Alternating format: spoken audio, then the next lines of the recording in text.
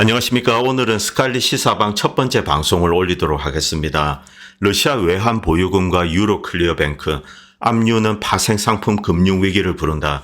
그리고 일본 엔화 관련된 이야기, 엔캐리 트레이드 언와인드, 여기에 대비해야 된다. 이런 내용을 중심으로 방송을 진행하겠습니다. 스캇 인간과 자유 2% 소개 방송에도 제가 이제 말씀을 드렸지만은 미국 정치권에서 다양한 형태의 검열을 법적으로 제도화하는 그런 움직임이 지금 일어나고 있습니다. 그래서 저도 이제 별도의 제2 채널을 만들었습니다. 오늘은 러시아 외환 보유금과 그리고 여기에 대해서 어떤 조치를 취할 경우 어떤 일이 발생하는가, 그리고 일본 엔화에 대한 이야기를 좀 드리겠습니다. 먼저 힐지에 올라온 이 기사 잠깐 보도록 하겠습니다. 미국은 유럽을 설득해서 러시아 외환 보유금 3,300억 불입니다. 하나로는 약 400조 정도 됩니다. 크다면 크고 작다면 작은 금액입니다. 러시아가 지금 점령한 영토 이제 우크라이나 쪽입니다. 이쪽에만 무려 잠재적으로 12 트릴리언 달러, 엄청난 이 액수의 지하자원, 천연가스 이런 것이 묻혀 있습니다. 이 3,300억 불 정도는 러시아가 이제 간단하게 소화할 수 있는 그런 금액이죠. 그런데 이것이 중요한 것이 아닙니다. 미국은 이 자산을 몰수하고 이것을 이용해서 우크라이나를 이제 완전히 강탈하려고 하고 있습니다. 이런 음모 때문에 지금 이제 서구에서는 상당히 경계를 하고 있습니다. 미국과 G7 국가들이 서구의 이제 젖줄이라고 할 수 있는 인터내셔널 뱅킹 시스템, 이것을 가지고 이제 이 우크라이나를 강탈하는 겁니다. 만약 이것이 성공한다면은 서구 금융 시스템은 완전히 몰락하게 됩니다. 도대체 왜 이런 짓을 하는가? 물론 그 가능성에 대해서는 아주 낮게 보고 있습니다. 미치지 않고서 이런 일을 할 수가 없다. 그런데 계속 떠들고 있습니다. 단순히 러시아를 협박하기 위한 것인가? 러시아에게 이제 공갈 협박을 하는 것인가? 이렇게 해석하는 사람도 있습니다. 그러나 어쨌든 움직임이 있기 때문에 여기에 대해서 이제 제가 좀 말씀을 드리겠습니다. 여러분들 아시겠지만 미 상원에서는 우크라이나 지원 법안이라고 해서 600억 불은 우크라이나에 보내고 나머지 300억 불은 이스라엘 측도 보내고 또 대만에도 지원하고, 이런 어떤 국방 관련된 예산 총 이제 900억 불입니다. 한화로는 한 115조 정도 될 것 같습니다. 자, 이 예산안을 상원에서 먼저 통과시키고 그다음에 하원에 보냈습니다. 하원에서는 이것을 통과시켜주고 있지 않습니다. 미국 국민들의 돈을 더 이상 우크라이나에 쓸 수 없다. 여기에 가장 중요한 것은 우크라이나 향 이제 600억 불입니다. 하원 의장 그리고 이제 공화당이 장악하고 있는데 철통 같습니다. 이 돈을 줄 수가 없다. 그런데 이 존슨 하원 의장이 약간 이제 뉘앙스가 다른 이야기를 하고 있습니다. 물론 기본 입장은 변한 것은 아닙니다만 이 내용을 잠깐 보도록 하겠습니다. 기존에 상원에서 통과시켰던 이 원조 패키지, 이것과는 상당히 다른 것이 될 그런 패키지를 만들어서 상원에 보내겠다, 이런 이야기를 했습니다. 밑에 잠깐 보도록 하겠습니다. 미국 납세자들이 어떤 반대급부 이익입니다. 이것이 예측되지 않는 상태에서 그냥 돈을 함부로 주진 않겠다. 무언가 미국인이 획득하는 게 있어야 된다, 이런 이야기를 합니다. 손해보는 장사는 하지 않겠다, 이 뜻입니다. 우크라이나 리퍼처스입니다. 아예 우크라이나 자산을 가져오는 겁니다. 일단 렌드리스로 돈을 빌려준다는 겁니다. 렌드리스로 빌려주는데 그 다음에 이것을 전쟁 자금에 쓰고, 자, 우크라이나가 지든 말든 상관없다는 겁니다. 미국은 가서 우크라이나 자산을 강탈하겠다는 뜻입니다.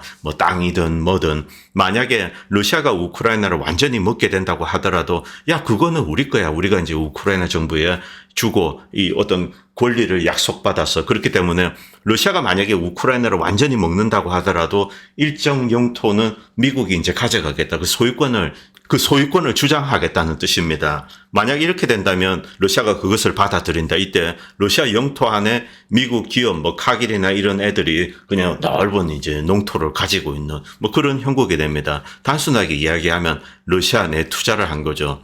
미국이 이것까지 고려하고 이런 것을 획책하는 것이 아닌가, 그건 저도 모르겠습니다만 어쨌든 지금 표면적으로는 우크라이나에 전비를 줘야 된다. 그런데 여기에 조건을 걸겠다. 우크라이나 자산을 이렇게 이제 강제로 팔아서 가져오는 겁니다. 이런 이야기를 하고 있습니다.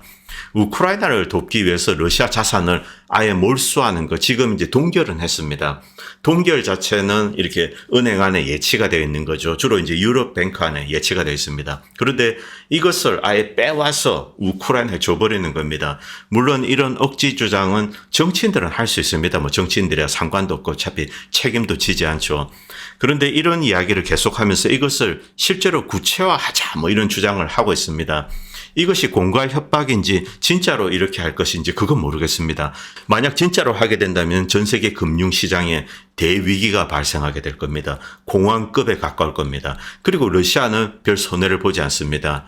자, 이 러시아가 우크라이나 전쟁의 비용을 지불해야 된다. 이제 러시아가 침공했기 때문에 러시아 나쁜 놈. 그래서 이렇게 해야 된다. 이런 주장을 합니다. 우크라이나를 돕기 위한 뭐 대출 임대 뭐 영어 구글 번역이라서 어색한데 랜드리스입니다. 전쟁할 때 미국이 이렇게 랜드리스 제공하는 거죠. 우크라이나 지원 자금 이것을 위해서 러시아 자산을 압류해야 된다. 뭐 이런 주장을 계속 하고 있습니다. 짐 리카드가 여기에 대해서 한마디 했습니다. 이것은 뭐 글자 그대로 정신 나간 짓입니다. 미친 계획이죠. 만약 이렇게 한다면은 서구의 인터내셔널 뱅킹 시스템 이것은 완전히 무너지게 됩니다. 그리고 금값은 치솟을 것이다. 금밖에 믿을 것이 없다는 거죠. 자, 어떤 형태의 금융 상품이 있습니다. 미국 국채든 아니면 유럽 회사의 뭐 유럽의 어떤 기업의 주식이든. 자, 이런 것들은 주로 이제 예탁 뭐 이런 데서 이제 가지고 보관되어 있습니다. 우리는 인터넷상에서 이렇게 거래를 하지만은 실제 그 주식은 우리 지갑에 있지 않습니다. 저기 어디 예탁기관에 보관되어 있는 거죠. 그리고 미국에도 유가증권 이제 예탁 그리고 이렇게 결제하는 그런 데가 있습니다. 유럽에도 당연히 있습니다. 그리고 이제 미국과 유럽은 전 세계를 상대로 이렇게 영업을 합니다. 자, 만약에 이들에 대한 신뢰가 무너진다. 난리가 나는 겁니다. 그래서 심각한 경고를 하고 있습니다. 이런 경고는 짐 리카드뿐만이 아닙니다. 대부분의 금융인들은 거의 이제 100이면은 99명 뭐 이 정도가 다 하고 있습니다. 이것은 미친 짓이다. 상상할 수가 없는 일이라는 겁니다. 기본적으로. 그런데 내일 월요일 한국 시간으로 오늘 일요일이죠. 월요일 람슈타인 독일입니다. 여기서 나토 국방장관들이 모여서 러시아 동결 자산을 위드드로 하는 여기에 대한 논의를 한다는 겁니다. 여기에 뭐 재무부 직원 이런 거 없습니다. 국방장관들이 모여가지고 이런 엉뚱한 이야기를 하고 있는 거죠. 코미디입니다. 뭐 숄츠가 와서 이런 이야기를 했는데 모여서 논의만 한다. 일단 논의를 하는 겁니다. 이것을 구체화하려면은 결국 뭐 재무부나 이런 데서 나서야 되죠. 국방장관들이 이런 걸 결정하는 것은 아닙니다. 우크라이나 무기 구매를 위해서 러시아 자산을 이제 빼와서 팔아서 이렇게 쓰자. 이런 주장을 합니다. 뭐 정치인들이기 때문에 아직까지는 헛소리로 간주되고 있습니다. 자, 여기서 유로 클리어 뱅크에 대해서 좀 알아볼 필요가 있습니다. 유럽에는 크게 두 개 이 국제증권 예탁 결제 기관이 있습니다. 우리가 이제 주식을 사면은 예탁 기관에 보관되어 있습니다. 그리고 그걸 팔면은 그 주식은 예탁기관에 그대로 있습니다. 다만 이제 소유자만 이렇게 바뀌게 되는 거죠. 자, 이런 것은 전 세계에 있습니다. 여기서 유럽에서 가장 큰 것은 유로클리어입니다. 벨기에 회사입니다. 밑에 잠깐 보도록 하겠습니다. 자, 유로클리어, 유로본드 거래 결제 기관으로서 1968년에 머건 게런티사에 의해 설립이 됩니다. 국내 및 국제 채권, 증권, 파생상품, 투자펀드의 국경 간 거래, 결제 및 관련 증권 서비스를 제공하는 겁니다. 보관해 두고 그리고 팔면은 거래가 있으면은 트랜잭션이 있으면은 또 소유자를 이렇게 이동시켜 주는 거죠. 자, 국제 증권 예탁 결제 기관, 증권 예탁, 청산 결제, 증권 대차 담보 관리 등 이런 서비스를 제공하는 유로클리어 그룹의 자회사 뱅크입니다. 전 세계 90여 개국이 이제 여기에 조인하고 금융 서비스를 받고 있습니다.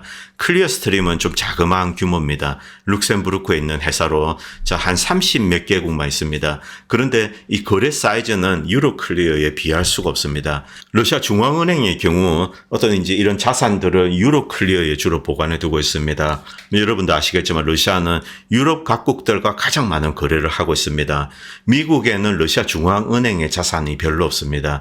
규모가 이제 조금 있습니다만 사이즈는 작습니다. 상당 포션은 유럽에 있습니다. 자, 지금 현재 유럽 은행들은 러시아 중앙은행이 맡겨둔 러시아 이제 외환 보유금이죠. 이것을 동결을 했습니다. 물론 이것은 대부분 유로 클리어 안에 그대로 들어 있습니다. 뭐 영국의 국채, 뭐 유로 본드 이런 형태로 러시아의 외환 보유금이 보관되어 있습니다. 당연히 이 예탁 결제 공사 이렇게 들어 있는 거죠. 결국 러시아 중앙은행의 외환 보유금 관련된 이슈는 유로 클리어를 들여다볼 수밖에 없습니다. 이 유로 클리어 안에 보관되어 있는 이제 러시아의 외환 보유금, 미국 국채, 뭐 유로 본드 이런 것으로 있을 겁니다. 여기는 뭐 당연히 이자가 불어나죠. 뭐 주식도 조금 있는지 그런 것은 모르겠습니다만, 자, 이자가 불어나면서 뭐 한 해에 어떤 수익금이 있습니다. 2023년에 요즘 좀 금리가 올랐기 때문에 4.4 빌리언 정도 이제 수익이 났다고 합니다. 유로 클리어에서 이렇게 발표를 했습니다. 그런데 서구에서는 이것을 몰수하려고 하고 있습니다. 유럽 클리어 입장에서는 이것은 기본적으로 말이 되지 않습니다.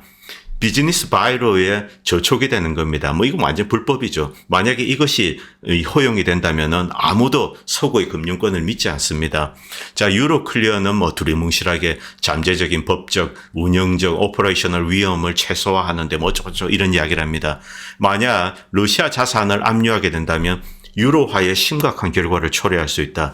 유럽의 금융기관을 믿지 않고 유럽의 중앙은행을 믿지 않고 그리고 유로화를 믿지 않는 겁니다. 그쪽의 금융 시스템의 신뢰도는 붕괴된다는 거죠. 러시아 금융자산 이제 외환 보유금 관련돼서 미국은 조금 자유롭습니다. 진짜 이것은 유럽의 문제입니다. 미국은 G7의 몇몇 파트너들이 회의적으로 보는 유로 클리어 이익뿐만 아니라 러시아의 주권 자산에 대한 완전한 압류를 추진한다. 미국은 실제로 여기에 대해서 어떤 액션을 취할 수가 없습니다. 왜냐하면 대부분의 자산은 유럽에 있습니다. 결국 유럽 각국이 나서야 됩니다. 그러나 G7의 몇몇 파트너들은 회의적으로 본다. 당연히 회의적으로 보죠. 이 가능성은 거의 1%도 되지 않습니다만 0.000 몇 %입니다. 이것이 현실입니다. 진짜 이것을 하면 어떻게 될까? 상상할 수 없는 일이 발생하게 되는 겁니다. 유럽 중앙은행은 물론 독일, 프랑스 등 국가들은 이 금융 시스템에 대한 잠재적인 위험을 경고하고 있으며 다른 중앙은행들이 유로화 자산을 인출할 수 있다. 이제 더 이상 유럽 국가를 믿지 않습니다. 자, 그래서 이 다른 나라들이 뭐 유럽에 보관되어 있는 뭐 유로화 표시 자산 뭐 이런 것들 다 팔아치우고 그냥 나오는 겁니다. 이 고정자산에 대해서 거의 독점적으로 러시아 법원에서 진행 중인 상당한 수의 법정 소송. 지금 러시아 법원에서는 당연히 러시아 유리한 판결을 내리죠. 뭐 유리한 판결 그런 거 없습니다. 이것은 비즈니스상 반드시 보호되어야 될 소유권입니다. 미국의 러시아 자산 압류 뭐 이런 거는 뭐 말도 안 되는 이야기죠. 자, 그리고 로이터에서 모스크바는 어떤 움직임을 취하고 있는가? 동결된 자산, 뭐 이것을 수합 형태로 이용해서 뭐 거래를 하는 것, 이것을 이제 바란다, 뭐 이런 내용 나옵니다. 어쨌든 계속 동결이 되어 있습니다. 동결되어 있다는 것은 소유권은 여전히 러시아 중앙은행이 가지고 있다는 겁니다. 그리고 개별 이제 러시아 국민들, 여기에 대해서도 일부 유럽 국가들이 제재를 가했습니다. 뭐 사업가라든가 뭐 어떤 제재안을 위반했다. 그래서 이 사람이 유럽 은행에 보관해 두고 있는 자산, 여기에 대해서 이제 동결 명령을 내렸습니다. 그러나 소유권은 여전히 가지고 있습니다. 뭐 이 동결된 자산을 다른 자산으로 뭐 스왑하면 안 되나 뭐 이런 이야기인데 이것은 중요한 것이 아닙니다. 그리고 러시아 타스 통신에 올라온 이 내용도 잠깐 보도록 하겠습니다. 뭐 러시아 타스에 올라왔지만 이 내용은 먼저 이제 유럽에 있는 은행에서 나왔습니다. 자, 유로 클리어 CEO입니다. 러시아 동결 자산을 사용하겠다는 G7의 제안을 비난을 했습니다. 간접적인 압류. 자, 이 사람들은 일단 먼저 러시아 자산이 있으면은 거기서 수익이 발생했습니다. 2023년, 2022년. 일단 이것만 먼저 쓰자. 2023년 같은 경우는 4.4 빌리언. 하나로는 한 뭐 6조 정도 되죠. 야, 이자 수익이 났는데, 야, 이거 안 돼. 이거는 이제 우리가 좀 쓰겠어. 우크라이나를 위해서. 그런데 이것은 간접적인 압류다. 그런데 간접적 압류 역시 직접 압류와 동일한 효과를 시장에 미칠 수 있다. 이렇게 유로클리어는 경고를 했습니다. 말도 되지 않는 이야기죠. 예탁기관이라는 것은 그 사람이 맡긴 금융자산을 철저하게 그리고 완벽하게 보호해줘야 됩니다. 여기서 이자가 발생했는데 제가 와서 그거 놔줘 내가 쓸게 다른 놈입니다. 거기에 출수가 없다는 거죠. 이것이 유로클리어 뱅크의 입장입니다. 자, 이 G7이 제안하는 거 이것은 말도 되지 않는다. 간접적인 압류인데 이것은 곧바로 시장에 직접적인 압류로 그렇게 이제 받아들여진다는 겁니다. 그리고 유로클리어 CEO는 이런 이야기를 합니다. 러시아 중앙은행이 우리에게 이제 금융자산을 맡겼습니다. 유로클리어는 너희들의 자산을 지킬 의무가 없어. 이렇게 러시아에 통보를 하게 된다면 그것을 러시아가 어떻게 받아들일 수 있는가? 있을 수가 없는 일이라는 겁니다. 이 예탁공사는 막힌 것을 보관해 주는 겁니다. 철저하게, 완벽하게, 100%. 자, 그런데 그 의무에서 우리가 해방된다. 있을 수가 없는 이야기죠. 나는 신중하고 합리적인 사람이 승리할 것이라고 믿는다. 굉장히 우회적인 표현입니다. 미친 짓 하지 마라 이 뜻입니다. G7 국가 지도자들에게 미친 소리 하지 마라. 신중하고 합리적인 의견만 우리에게 내어달라. 이렇게 반박을 한 겁니다. 자산 압류 논리에 도달하면은 유로 클리어 시스템에 대한 신뢰, 유럽 자본시장에 대한 신뢰, 그리고 유로화 통화, 여기에 대한 신뢰에 여기에 실질적으로 악영향을 미칠 수 있다. 이런 이야기를 하고 있습니다. 악영향 정도가 아니죠. 거의 금융공황입니다. 러시아 동결 자산에 대한 EU 규제에 영향을 받지 않는 뭐 유로 클리어 등급, 이것은 피치에서 발표했습니다. 피치 같은 경우 영국이죠. 자, 그런데 이제 지금 유로 클리어에 보관된 러시아 자산, 여기에 이자가 발생한 거, 요것만 좀 쓰자, 이런 아주 째째한 놈들이죠. 우크라이나를 위해서 그렇게 몸이 달았다면은 뭐 마크롱이든 리시 수낙이든 직접 그 전쟁터 가서 싸우든지 뭐 헛소리 하는지 모르겠습니다. 어쨌든 피치에서는 그 수익금만 쓰는 것, 여기에 대해서 이제 유로 클리어 뱅크는 뭐 신용 등급에 영향을 받지 않을 수도 있다, 이딴 소리를 합니다. 다 헛소리죠. 이 미국이나 서유럽의 신용기관들, 신용 등급 기관들, 이것들은 다 어차피 한 통속입니다. 대한민국도 1998년에 그대로 당했습니다. 뭐 신용 등급에 아무런 문제가 없다 그러다가 어느 날 갑자기 팍 깎아버렸죠. 그리고 한국에 대해서 이제 금융 공격을 자행했습니다. 밑에 보도록 하겠습니다. EU 이사회가 이제 새로운 규정을 만들었습니다. 2월 12일에 만들었는데 자산과 수익을 별도로 보고한다. 자, 이 러시아 자산에서 발생한 수익금, 요것을 이제 전용하려고 이런 뭐 규정을 만들었습니다. 그런데 소급 적용할 수도 없고, 그리고 뭐 만약에 이것을 소급 적용하게 된다면 그래도 여전히 신뢰에 치명적인 타격을 가하는 거죠. 그러나 피치 심평기관은 야, 영향을 받지 않을 수 있다. 유로 클리어 뱅크의 신용도에는 문제가 없다. 뭐 이런 헛소리를 하고 있습니다. 모스크바 타임즈에 올라온 이 기사, 러시아 투자자들, 이것은 작년 6월 5일입니다. 러시아 투자자들, 뭐, 이 사람들은 유럽에도 이제 좀 투자하고 주식 같은 거 들고 있는데 이런 것도 다 동결되었습니다. 자, 여기에 대해서 이제 러시아 법원에서 소를 제기하고 또 저쪽에서도 하는 거죠. 밑에 보시면은 유로 클리어 뱅크 이제 사인이 있습니다. 유로 클리어 뱅크는 벨기에도 있지만은 각 곳에 이제 지점들이 있습니다. 러시아 내에도 있습니다. 러시아 내에 보관해 두고 있는 것은 또 러시아가 이미 소송을 해서 찾아갔습니다. 러시아 중앙은행은 해외 자산을 보유하고 있는 500만 명 이상의 러시아 개인으로부터 자, 이 동결된 자금에 대해서 수만 건의 불만 사항을 접수를 했습니다. 그래서 이제 유럽 예탁기관에 자, 이것을 풀 수 있도록 자, 이제 러시아 법원에도 소송을 하고 이런 준비를 하고 있습니다. 그러나 가장 중요한 거, 이것은 러시아도 이제 현재까지 지켜보고 있습니다. 자, 러시아는 과연 어떤 조치를 취할 수 있는가? 이 유로 클리어 뱅크의 치명적인 약점들이 몇 가지 있습니다. 아직 G7 국가들이 미국을 중심으로 뭐 러시아 자산에 대해서 압수 이런 이야기를 하고 있습니다만 구체적으로 뭐 협의를 해서 어떤 안을 만들어서 통과를 시킨 것은 아닙니다. 여전히 가능성으로만 남아 있습니다. 그 가능성은 0.00 몇 %. 미국과 서유럽은 뭐 좀 치사하게 러시아의 이 자산 자체는 건드리지 않고 수익이 발생하는 거, 요것만 좀 뺏어 쓰자, 이런 주장까지 하고 있는 거죠. 정신이 나갔습니다. 자, 그런데 여기 잠깐 보도록 하겠습니다. 러시아가 만약에 러시아 중앙은행 자산에 수익이 난 것, 수익금에 손을 댄다, 이것에 대해서 이미 어떤 조치를 취하겠다고 이야기를 했습니다.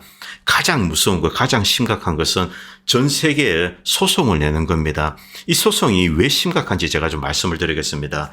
여러분들이 이제 어떤 유가증권, 대한민국의 뭐 증권 거래소도 있고 있습니다. 그런데 한국 내에서 어떤 기업이 주식을 뭐 발행하고 뭐 채권을 발행하고 또 거래가 됩니다.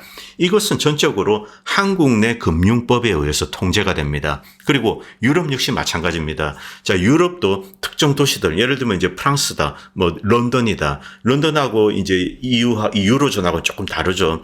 자, 만약에 영국에서 어떤 채권들이 거래되고 주식들이 거래되나, 이때 영국이 만든 금융법에 의해서 통제가 됩니다. 유럽 역시 마찬가지고 스위스 역시 마찬가지입니다.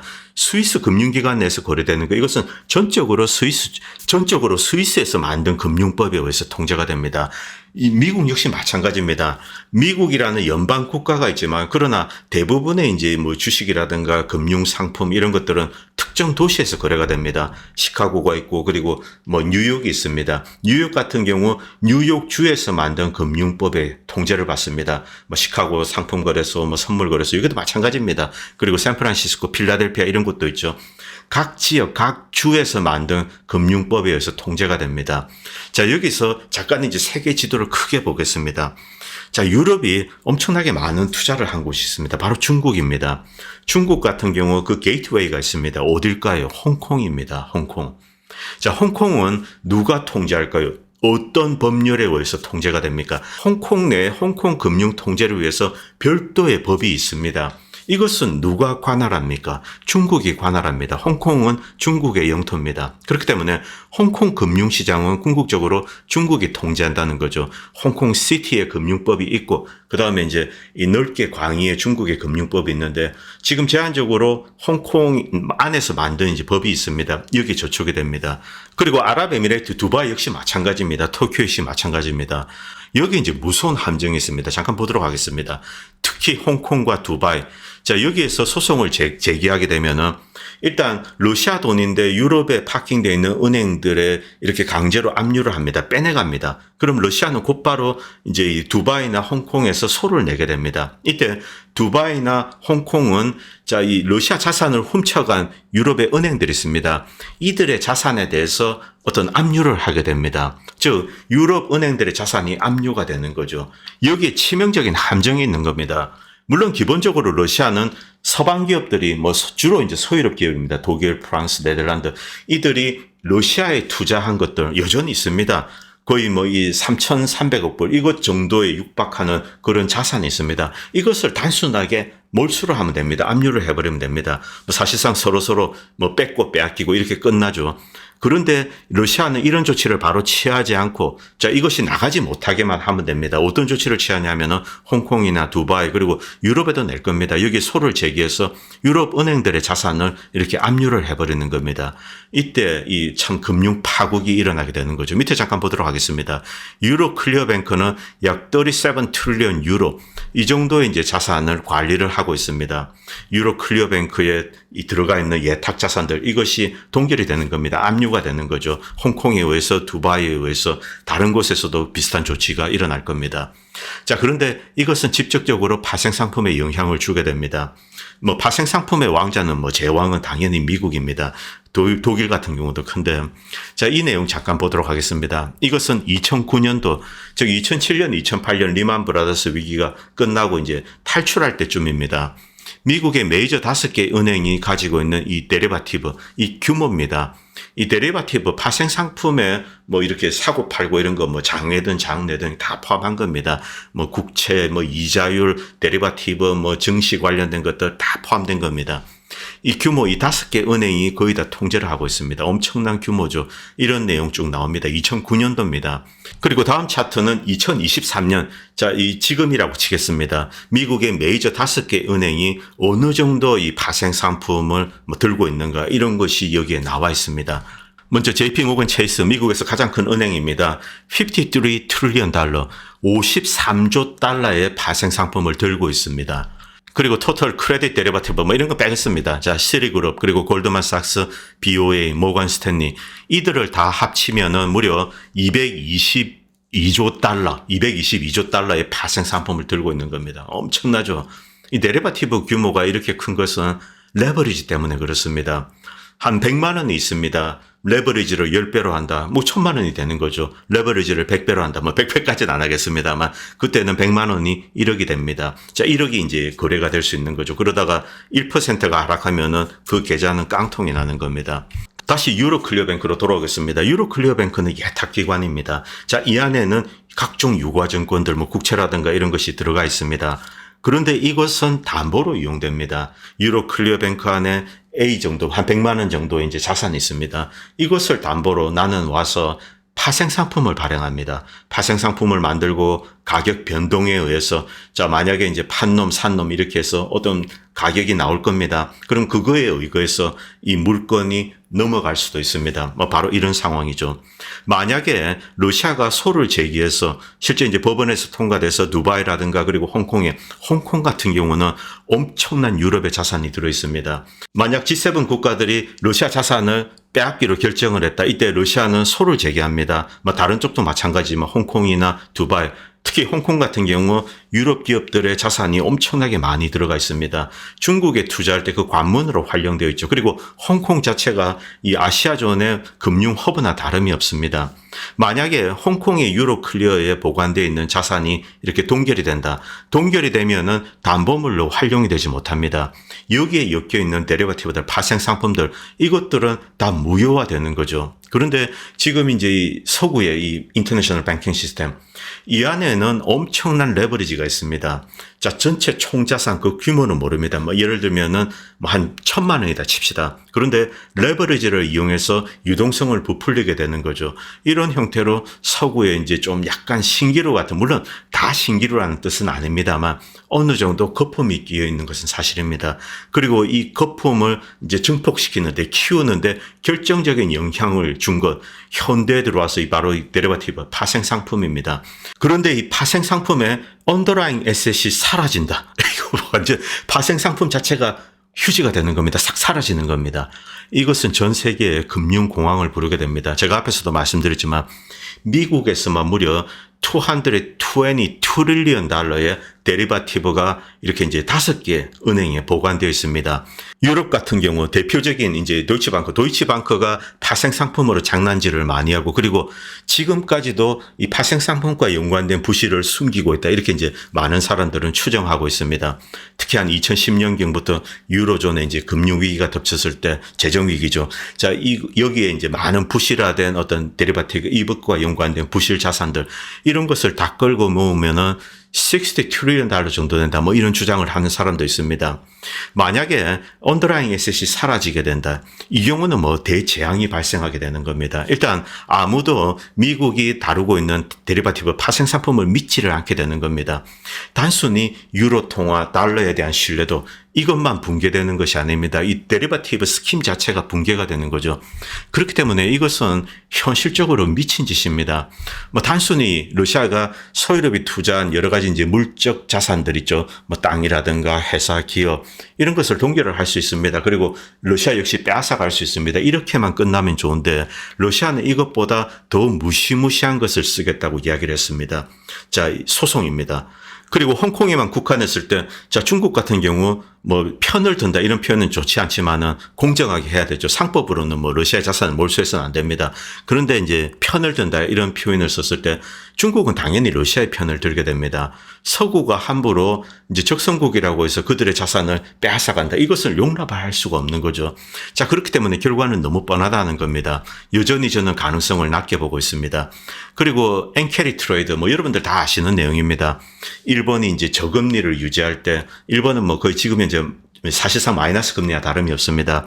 일본 엔화를 빌려서, 그리고 이제 이것을 가지고 미국에 와서 달러로 바꾼 다음에 미국의 주식을 산다거나 뭐 채권을 산다거나 이렇게 하는 거죠. 이 엔캐리 트레이드를 해서 많은 수익을 남겼습니다. 그런데 이제 전통적으로 엔캐리 트레이드를 하게 되면은 엄청난 이제 어떤 위험에 직면하게 됩니다. 일본 정부가 정책을 바꾸었을 때 갑자기 대혼란이 오게 되는 거죠. 이것은 한 번, 두 번 겪은 것이 아닙니다. 오늘은 여기에 대한 내용 좀 말씀드리겠습니다. 일본에서 저금리로 돈을 빌려서 고금리 국가에 뭐 국채를 산다든가 이렇게 했는데 US 달러는 오르고 엔화 가치는 떨어지고, 자, 이 환차익도 먹고 그리고 이자 수익도 먹습니다. 완전 논한 장사죠. 그래서 지금까지 한 2년 동안 엄청나게 많은 사람들이 엔캐리 트레이드로 서구에 투자를 해서 큰 수익을 얻었습니다. 그리고 서구 증시도 오르고 국채도 오르고 뭐 이렇게 되었죠. 그리고 2010년도에 올라온 이제 조선일보 기사, 캐리 트레이드가 잘 진행되다가 갑자기 탁 뒤집어집니다. 그것을 이제 언와인드라고 부릅니다. 이때 시장이 난리가 나는 겁니다. 2010년경에 뭐 여러분도 아시겠지만 유럽의 재정 위기가 있었죠. 이때 캐리 트레이드가 역으로 이제 언와인드 되면서 시장에 충격을 줬습니다. 엔 캐리 트레이드 청산 때는 N이 이제 갑자기 위로 튀게 되는 겁니다. 이것을 2010년 기사에 말했습니다. 캐리 트레이드에는 4가지 이제 주요한 위험이 있습니다. 첫 번째는 이자율. 만약 일본이 이자율을 올리게 된다면은 다시 이제 일본으로 자금이 회수되게 됩니다. 엔캐리 트레이드가 청산이 되게 되는 거죠. 뭐 환율 문제도 있습니다. 당연히 엔화 이자가 올라가면은 환율이 이제 일본 원 엔화 가치가 올라가게 됩니다. 그리고 리퀴디티 리스크, 다른 요인이 없다고 하더라도 유동성이 들어와야 된다. 이때 또 문제가 발생하게 되는 겁니다. 이런 내용들. 그리고 이 캐리 트레이드가 언와인드 될 때 역사적인 충격을 준 사건들. 자, 여기서 잠깐 보도록 하겠습니다. 뭐 여러분들 다 아시는 1998년 롱텀 캐피탈입니다. 이것은 러시아 루블과 연관되어 있습니다. 자, 이 루블이 안정적으로 유지되는 상태에서 이렇게 이제 기획을 했는데 루블이 평가절하되었습니다. 이때 뭐 여러분도 아시겠지만 멕시코 부도나고 그리고 러시아 역시 뭐 사실상 이 디폴트를 선언했습니다. 참 어려운 시기였죠. 이때 롱텀 캐피탈 매니지먼트 노벨상 받은 사람이 만든 겁니다. 자, 이 회사가 사실상 위험이 없다, 뭐 virtually riskless 이런 구호를 꺼내들었습니다. 그런데 완전히 와이프아웃 당했습니다. 큰 충격을 준 사건입니다. 그리고 2000년대 초반에 엔캐리 트레이드 언와인드, 자, 이 낮은 금리로 N을 빌려서 해외 고수익 자산에 투자를 했는데 2006년 일본은행이 금리 인상을 결정합니다. 이때 거래가 청산되면서 엔화 가치가 순식간에 이렇게 급등을 하게 되는 거죠. 그리고 고수익 자산에 투자했던 사람들은 큰 손실을 입습니다. 그리고 2008년 금융위기, 그리고 2015년 스위스 프랑 쇼크. 스위스 프랑 쇼크는 스위스 프랑은 당시 이제 유로죠. 유로와 이렇게 연동을 시켰습니다. 거의 같은 지역권이기 때문에 이렇게 연동을 시켰는데 여러분도 아시지만 2011년경부터 유럽의 재정위기가 덮쳤습니다. 이 유로화의 가치가 이제 계속 하락을 했죠. 그런데 스위스 프랑은 그렇게 가치가 하락하지 말았어야 되는데 아주 이제 건강한 화폐입니다. 유로에 연동되어 있기 때문에 같이 이렇게 추락을 하게 되었습니다. 이때 이 가치 하락을 견딜 수가 없어서 스위스 중앙은행에서 이것을 끊어버렸습니다. 이때 스위스 프랑은 갑자기 이제 위로 팍 튀게 되는 거죠. 이때 스위스 프랑을 가져와서 미국 달러에 투자하고 있던 사람들이 엄청나게 이제 뒤집어섰습니다. 자, 미국 달러를 급하게 팔고 스위스 프랑으로 막 몰려왔죠. 스위스 프랑은 미친 듯이 올랐습니다. 엄청난 손해를 입고 몇 개의 주요한 투자은행들 이런 게 날아갔습니다. 충격적인 사건이죠. 자, 이런 내용들 쭉 나와 있습니다. 자, 그런데 2024년 3월 4일 한 일주일 전입니다. 야, 이제 엔화 언제 올라? 이렇게 엔화 강세 베팅한 투자들 울상입니다. 한 작년부터 대한민국에도 많은 사람들이 엔화에 투자를 했다고 합니다. 이제 엔화가 오를 거야. 여기에 투자를 했는데 계속 조금씩 내렸습니다. 그러다가 이제 한 차례 반등했다가 또 이 3월 4일이면 한 일주일 전인데 다시 하락을 했죠. 자, 그리고 엔달러 환율 전망치 그리고 시장의 컨센서스는 엔화 가치가 이제 완만하게 회복될 것이다. 이렇게 예측하고 있습니다. 자, 그리고 이것은 어제 올라온 이제 조선일보 기사입니다. 일본 금리, 만약에 이제 일본 중앙은행이 금리를 올린다. 그때 엔화 가치가 위로 튀게 되겠죠. 그리고 미국은 금리를 인하하겠다라고 계속 이야기를 했습니다. 실제로 인하할 수 있을지 그것은 모르겠습니다만 이때 일본 금리 오르면은 먹는 것 엔화 강세 베팅을 한 겁니다. 자, 그리고 미국 같은 경우 미국 국채를 다이렉트로 사는 겁니다. 미국이 만약에 금리를 내리게 되면은 국채 가격이 오르게 되겠죠. 이 두 가지를 컴바인한 ETF를 한국에서 팔았습니다. 여기에 한국 개미들이 700억을 투자했다고 합니다. 그리고 엔화에 다이렉트로 투자하는 ETF에 50억이 몰렸다. 첫 번째 같은 경우는 두 군데 베팅을 하는 겁니다. 엔화 가치가 오른다. 그리고 엔화로 미국 국채를 사는 겁니다. 여기에 700억. 그리고 밑에 것 같은 경우는 그냥 엔화 강세에만 베팅을 하는 거죠. 조금 더 이제 안정적입니다. 이런데 이제 많은 사람들이 투자를 했습니다. 이런 상품에 한국의 개미들이 한 2주 전부터 이렇게 투자를 했다. 이런 내용이 올라와 있습니다. 저 역시 개인적으로 이런 쪽에 이제 좀 베팅을 하고 싶습니다. 미국이 금리를 내릴 수 있을까? 여기에 대해서는 조금 이제 좀 중도입니다. 한 50-50. 그런데 엔화 강세가 오지 않을까? 여기에는 이제 좀 어느 정도 베팅을 하고 싶습니다. 오늘은 여기까지 하겠습니다. 그리고 다음 방송은 다시 이제 스캇 인간과 자유로 돌아와서 여러 가지 정치적인 상황을 말씀드리도록 하겠습니다. 오늘 방송 여기까지 하겠습니다. 감사합니다.